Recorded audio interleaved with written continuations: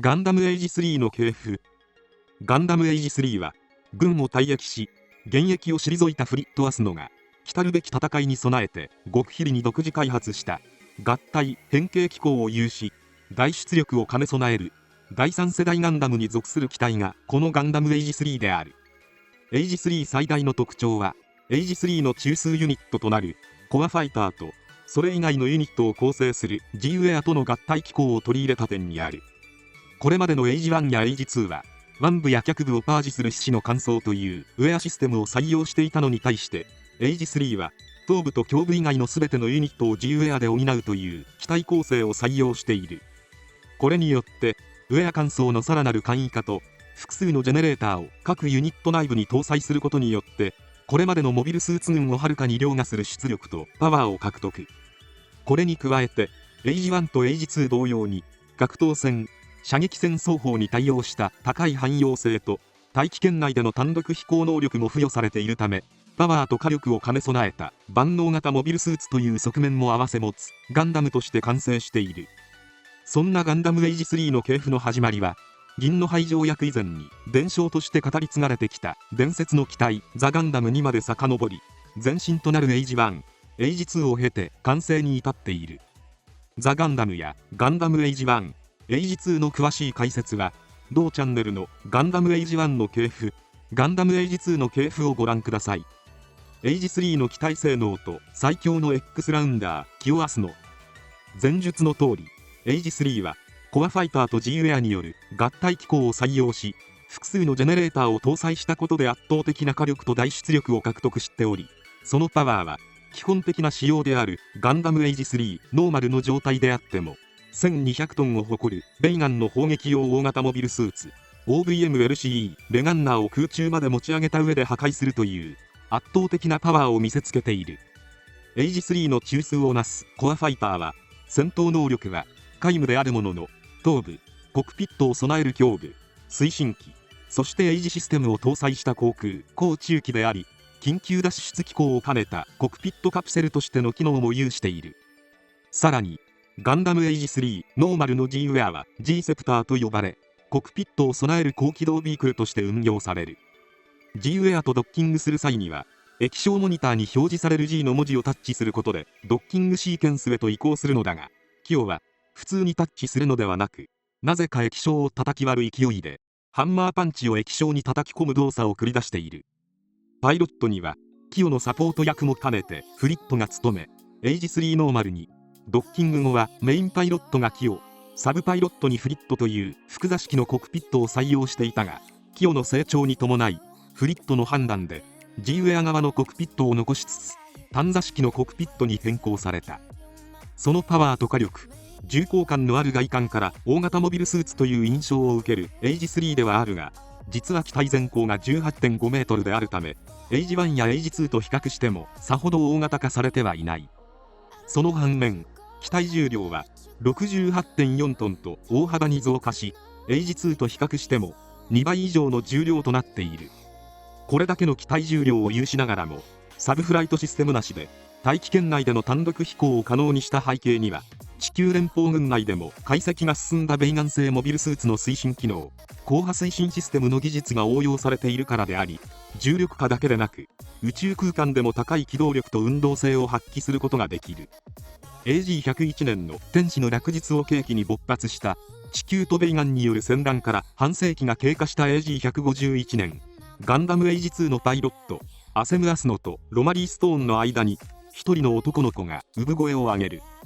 それがフリットの孫であり混沌とする世界でアスノ一族の使命と宿命を背負った少年キオアスノの誕生である。同年父であるアセムが特務隊の任務中に消息不明となったため地球の都市オリバーノーツにて祖父であるフリットに育てられたキオは父の形見でもあるエイジデバイスを受け継ぎ純粋で天真爛漫正義感の強い少年として成長を果たしていく。フリットからはベイガンは魔物、ベイガンは討伐すべき悪魔という思想のもと育てられており幼い頃にフリットからプレゼントされたモビルスーツバトルシミュレーターで遊びと称して操縦技術を叩き込まれるなどガンダムのパイロットとしての英才教育を施されている。しかしこのフリットの教育は決して洗脳や刷り込みといった非常なものではなく、幼少期からベイガンによって母を失い、エイジ1に登場後も戦場の中で大切な人々を救うことができず、地球連邦軍の要職に就いて以降も戦友たちの死や息子であるアセムが消息不明になるなど、ベイガンに対する怒りと憎しみ、大切な人々を守れなかったという自責の念にとらわれてしまっていることから来るものであり、キヨにはそんな思いはさせたくない、守れる力を与えてやりたい、ベイガンに打ち勝てる力を与えてやりたいという壮絶な過去の経験から来るフリットなりの愛情表現でもある。こうした英才教育を受け育てられたキヨは、幼いながら高いモビルスーツ操縦技術を身につけており、 AG164 年ベイガンの地球侵略作戦に突如として直面するも、フリット主導のもとガンダムエイジ3に登場し、13歳ながら優れた X ラウンダー能力を開花させ、これを撃退。その後、動態保存されていた地球連邦軍の老朽艦ディーバにフリットと共に身を寄せ、ガンダムエイジ3のパイロットとしてベイガンとの戦いにその身を投じることになる。しかし幼い頃からバトルシミュレーターでモビルスーツ操縦技術を学んできたことから、戦闘に関してはどこかゲーム感覚のところがあり、戦争とはいえ自分が人殺しをしているという意識が薄く、現実の認識が甘い部分もある。ベイガンのスパイであったシャナル・アマレンはこれにキヨの危うさを感じ、敵にも家族がいること、敵を倒す戦いではなく自分が生き残るための戦いをすることなどを教え、シャナルアの教えと彼女の死はキヨが人間として成長する大きなきっかけを与えることになる。後にガンダムエイジ3を執拗に追跡するベイガンのエースパイロットゼハート・ガレットによって機体ごと旅客され、ベイガンの本拠地火星へと連行されてしまう。そこでキヨが目にしたものは、ベイガンは魔物、ベイガンの指導者イゼルカントは狂った指導者というフリットの教えとはかけ離れた真逆の姿がそこにはあった。英治以前、地球圏の人口増加問題解決のため、地球連邦政府は火星圏には広大な土地、豊富な資源、豊かな環境があると想定しマーズバースレイを実施。しかし火星の環境はマーズレイが引き起こす死病に加え、想像以上に過酷で危険な環境であったため、総人口の約 20% が命を落とした段階で計画は頓挫。地球連邦政府は責任を逃れるため移民者は全員死亡したと発表し、事実上火星移民者は地球連邦政府に見捨てられる形になってしまう。つまりこの火星移民者の末裔がベイガンであり、当初 UE と呼ばれ人類の敵とみなされてきたベイガンは地球人だったのである。この事実を知り、死病に苦しむ少女ルーアノンに出会ったキヨは、彼女を助けたい一心からエイジデバイスとガンダムエイジ3の解析をベイガンに許してしまう。そして消息不明となっていた父アセム、キャプテンアッシュが率いる宇宙海賊ビシリアンの援護もあって火星から脱出を果たしたキヨは、ベイガンの本当の姿を垣間見た経験から、フリットが描く未来ではなくベイガンとの共存を願うという自分なりの戦いを見出すことになる。ガンダムエイジ3の武装、シグマシスライフル、宇宙戦艦ディーバのフォトンブラスターキャノンの技術を応用したガンダムエイジ3の大型手持ち式火器、大出力を有する G ウェアを導入したことで使用可能となった兵装であり、その威力は地球連邦軍艦艇のハイパーメガ粒子砲をしのぐ威力を誇り、非使用時は背部にマウントされる。ブラスティアキャノン、エイジシステムが製作したシグマシスライフル用の追加オプションバレル。円環デバイスにフォトンブラスターキャノンを誘導発射することで、その威力と射程を増幅して放つことができるフォトンリングレイの小型版ともいえる兵装であり、ベイガンの新型母艦を一撃で撃沈する威力を誇るが、チャージに時間がかかる上、データ不足により一発撃っただけで自壊した。ビームサーベル内蔵式ショートシールド、両腕部に搭載された小型シールド、エイジ1やエイジ2のシールドよりも小型化されており、防御兵装というよりは腕部内蔵式のビームサーベルという側面が強い兵装になっている。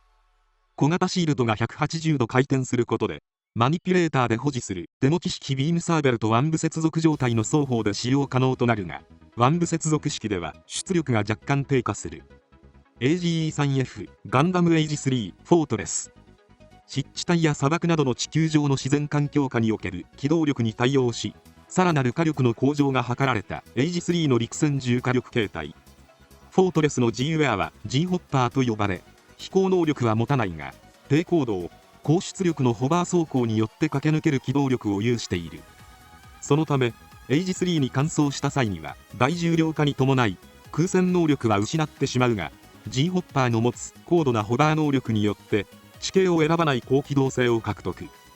シグマシスライフルと同等の威力を誇るシグマシスキャノンを4機搭載しており、最大出力による4機同時発射の破壊力は砂漠地帯を敵機もろとも蒸発させ地形を変えてしまうほどの威力を誇る。またシグマシスキャノン1機の大きさはシグマシスライフルよりも小型化しているため取り回しにも優れ、接近戦では砲身による打突やゼロ距離での放射も可能となる。 AGE-3O ガンダムエイジ3オービタル、強化スラスターと強化ブースターによって宇宙空間での空間機動力の向上を果たしたエイジ3の宇宙用高機動形態。オービタルの自由エアは G バイパーと呼ばれ、宇宙空間での機動性の向上と加速性能、運動性に優れた仕様になっている。エイジ3に換装した際には各部に増設された強化スラスターと強化ブースターによって高い運動性と加速性能を付与し、高速移動時にはつま先部を折りたたんだ状態で高機動モードに移行する。寄与の高い X ラウンダーの先読み能力に対応した武装シグマシスロングキャノンは放射前に移動方向を決定しておくことでビームの軌道を屈曲させることが可能となり、追尾性の高い攻撃を繰り出すことができる。この屈曲原理はベイガン製の推進機能高波推進システムによって発生する疑似積力フィールドの電磁干渉がシグマシスロングキャノンから放たれるビームを屈曲させるという原理になっている。また威力はシグマシスライフルよりも劣るが、近距離、中距離、遠距離に対応した全距離対対応型の兵装となっている。なおキヨがベイガンに鹵獲された時に登場していた機体がこのエイジ3オービタルであり、ベイガンは本機の機体データを解析したことでベイガン製唯一のガンダムタイプ XVMFZC ガンダムレギルスを完成させている。オービタルに関して付け加えるのであれば、初登場時に鹵獲された挙句敵にガンダムの情報を与え、火星脱出時には本機の機体データから完成したガンダムレギルスに手も足も出ず、最後はコアファイターを残して G バイパーは爆散してしまうなど非常に不遇な扱いを受けた機体でもある。 AGE-3L ガンダムエイジ3ラグナー、ガンダムエイジにおける MSV の一つ、機動戦士ガンダムエイジエグザログやゲーム版に登場するエイジ3の宇宙船遠隔支援戦闘仕様形態。エイジ3の幻の回収計画とも呼ばれるこの仕様の発案者はリケガンヘイルの孫ウッドビットガンヘイルであり、ウッドビットを中心とする現場の技術者たちが設計したこの回収計画にはエイジシステムの提案は一切組み込まれていない。というのもこのラグナが設計された背景にはウッドビットの明日の家に対する強い対抗心と現場の技術者の意見をフィードバックせずエイジシステムを主眼にしたモビルスーツ開発を行うフリットに対する反発が背景にあった。こうして設計されたエイジ3ラグナは現場の技術者たちがこれまで得た経験とフォートレスでサブパイロットを務めたこともあり、エイジ3の特性を最も理解したウッドビットの独創的なアイデアによってエイジシステムがこれまで生み出してきた機体にも引けを取らないウェアとされたが、結果的に製造には至らず回収計画データのみが残されるだけとなった。そんなラグナ最大の特徴は両肩部に搭載された12機のファンネルコンテナを装備している点にある。このファンネルコンテナは分離させてのオールレンジ攻撃に加えて肩部に装着したまま多連装レーザー砲としての運用も可能となり、遠隔誘導兵器としては後に開発されるガンダムエイジ FX の C ファンネルに先駆けたアイデアを持つ兵装であったとされている。さらにシグマシスライフルの発展型として開発された専用のビームライフルブリタニアスライフルを装備。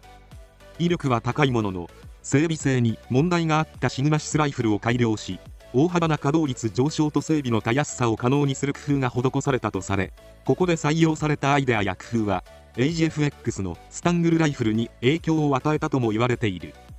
両脚部には合計2機のミサイルランチャーを装備可能となっており、前述のブリタニアスライフルとは互いに干渉してしまうため同時に装備することはできない仕様になっている。また宇宙空間での運用が想定されているため脚部は歩行機能を排除し大型の強化スラスターを搭載。これにはガンダムエイジ2のアンチステルス仕様 AGEA ガンダムエイジ2アルティメスの開発思想を受け継いでいる。この他にもエイジ3にはエイジシステムによって提案されたウェア開発を含むさまざまな回収プランが存在した。防御型攻撃兵装ダゴンハンマーを両肩部に搭載した近接格闘戦仕様のエイジ3タングラム、サメに似た流線形のフォルムにチェーンソー型の斬撃兵装ギルトブレイバーを装備したエイジ3ザメルが何重にも折り重なった装甲を有し、圧倒的な防御力で敵の攻撃を弾きつつ、ヒートランスシグマシスホーンで突進を繰り出すエイジ3グラフットなど強力な G ウェアや回収プランが存在したが、いずれもデータプランのみで終わっている。以上、ガンダムエイジ3の系譜を終わります。